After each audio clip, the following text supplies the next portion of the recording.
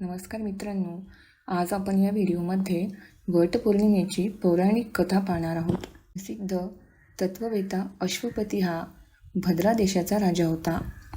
त्याला बालसुख मिळाले नाही, यासाठी त्यांनी 18 वर्ष कठोर तपश्चर्या केली.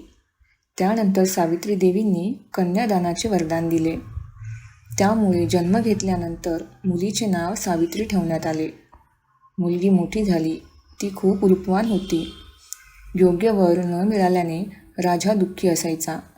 राजाने स्वतः मुलीला वर शोधायला पाठवले.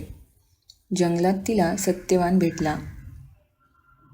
द्युमत सेनेचा मुलगा सत्यवान हा तिचा पती म्हणून स्वीकारला गेला.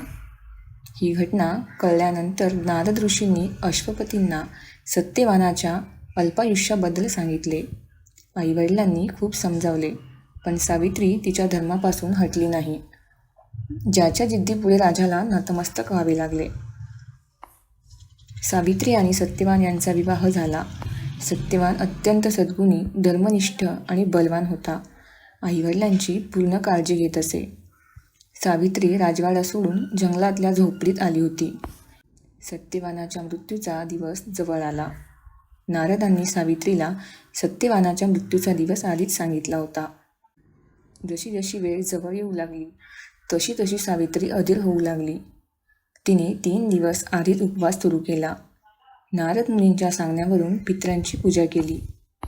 रोजच्याप्रमाणे सत्यवान लाकूड तोडण्यासाठी जंगलात जाऊन अन्न बनवू लागला, म्हणून सावित्री त्यांच्याबरोबर गेली.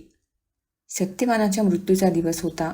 सत्यवान लाकूड तोडण्यासाठी झाडावर चढला, पण चक्कर आल्याने तो खाली पडला. सावित्रीने आपल्या मांडीवर नवऱ्याचे डोके ठेवून त्याला मिठी मारायला सुरुवात केली. तेव्हा यमराज येताना दिसले, ज्याने सत्यवानाचा जीव घ्यायला सुरुवात केली. सावित्री ही यमराजाच्या मागे लागली. त्याने खूप नकार दिला, पण सावित्री म्हणाली, माझा नवरा जिथे जातो तिथे मला जायलाच हवं.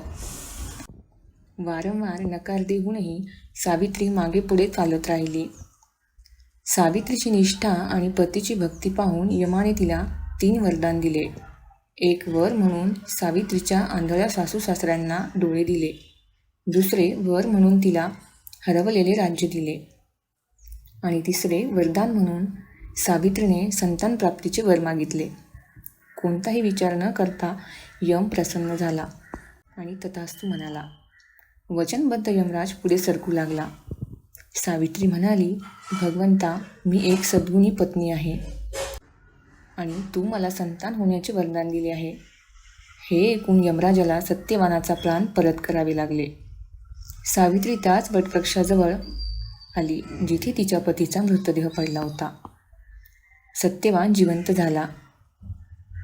आईवडिलांना दिव्य प्रकाश मिळाला आणि त्यांचे राज्यही परत आले.